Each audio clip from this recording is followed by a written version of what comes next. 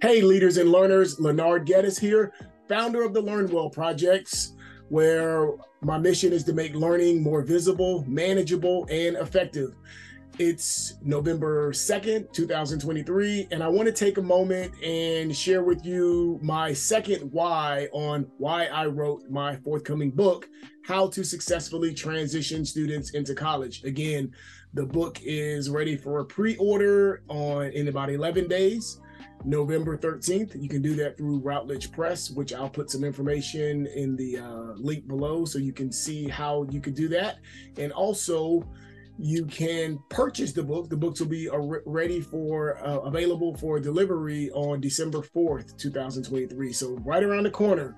So I'm so excited about this book, How to Successfully Transition Students into College from Traps to Triumphs, because I think it's going to solve a lot of problems that need to be solved in higher education that will benefit students, that will benefit faculty, administrators, parents, and if I may be so bold to say, society at large. And I'm going to get into some of those in my short reason or why I wrote the book for today.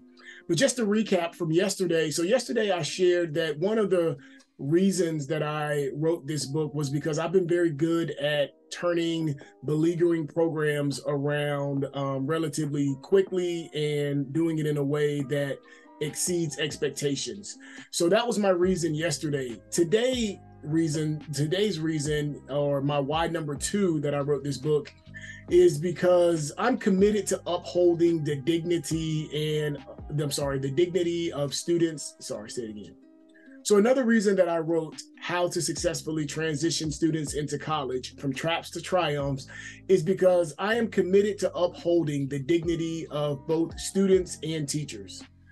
One of the saddest things that I've witnessed throughout my career in working with scores of institutions, hundreds of educators and administrators, and thousands of students is when stakeholders doubt one another's worth and intentions. That really bothers me. And in this book, I disclose the account, for example, of a provost who told me that students were a bunch of cheaters who don't care about their education.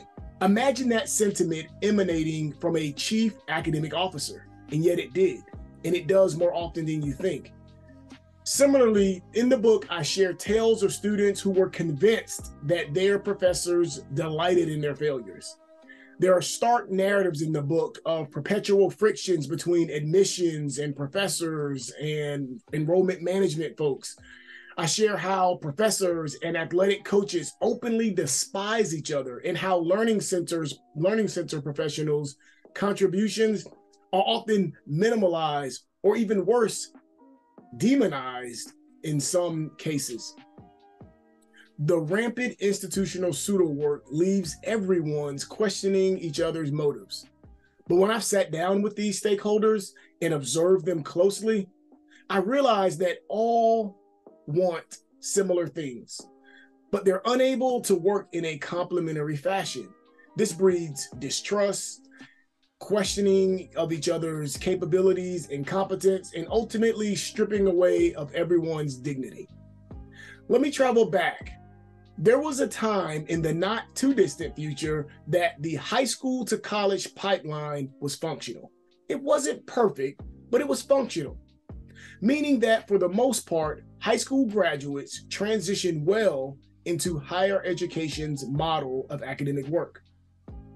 But during about a 20-year period, from about the mid 1980s to about the early 2000s, the high school model of education and the college model of education pushed further apart from each other, which made the pipeline dysfunctional.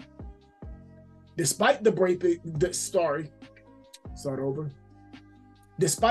the pipeline, we still believe that the off-ramp to a successful high school experience leads directly to a successful college experience. However, a wide gap exists between the two environments, and many students are falling and becoming trapped in this gap. Hence the title of my book, How to Successfully Transition Students into College from Traps to Triumphs. In my book, I bring to life Harvard researchers Jal Mehta and Sarah Fine's work, whereby they visited 30 of the nation's most highly acclaimed public high schools, spending nearly 800 hours observing interactions between teachers and administrators and parents and students, and conducting interviews as well. Their initial aim was to laud the exemplary practices at these institutions, but instead they found that the types of mental labor that students were engaging in these prominent high schools was incompatible with the types of mental labor that students would need to do in college. Thus, they retitled their book In Search for Deeper Learning, because they never found the deeper learning they expected, even amongst these coveted schools. Regrettably, even policies such as No Child Left Behind, the Common Core standards, and the emphasis on 21st century skills, many high school graduates remain ill-equipped to flourish in college. The ill-preparedness has led to a silent lowering of expectations of college educators, anticipating underperformance and failure. Yes, failure is now baked into the enrollment numbers. It's called MELT. This acceptance of failure harkens back to my early career in student affairs. Refer to the previous video for more insight on my early experiences in student affairs. But in those experiences, I saw low attendance and subpar results were just the norm. It was expected. Back to the dignity argument of today. Academic rerouting is undercutting higher education's stated goal of increasing equity, because it is relegating first-generation students and students of color, many who come from under-resourced families and under-resourced communities, and thus who need high-paying jobs. It's relegating them to lower-paying jobs, which has a negative cascading effect on their families and their communities.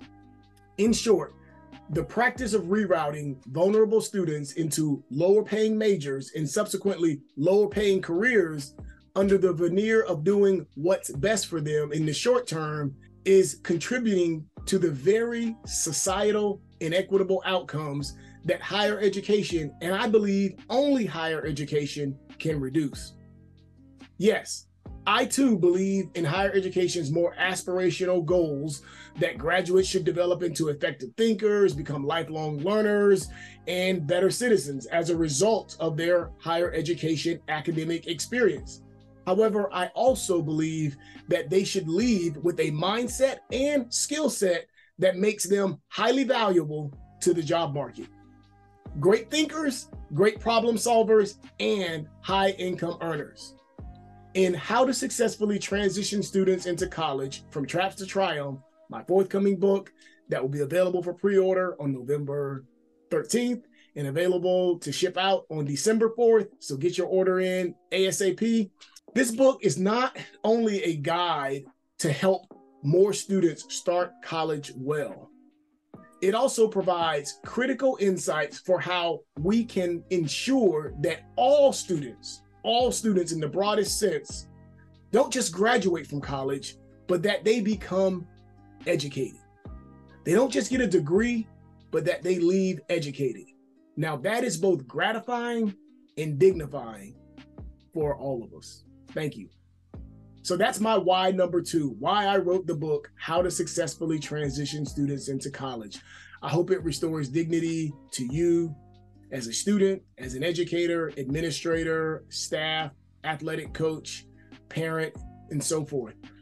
If you like this video, make sure you like it. Make sure you comment. I'd love to hear your thoughts on it, what you'd like to hear from the book, anything that you'd like to add. Please join the conversation, and make sure you subscribe so you'll be aware of the next video, which I hope will come out tomorrow. And I'm trying to put one of these videos out every day, so your feedback encourages me to continue doing so. In the next video, I'm going to share my third why, and then next I'm going to begin sharing snippets of the book, maybe a couple of stories here and there, maybe I have some cool formulas, some cool tactics and strategies that are throughout the book. So I won't reveal too much, but I'll share enough that will ensure that you know how useful this book is going to be. So again, thank you, and go out and buy the book. Remember, if students think well, they will learn well and perform well in school, work, and in life.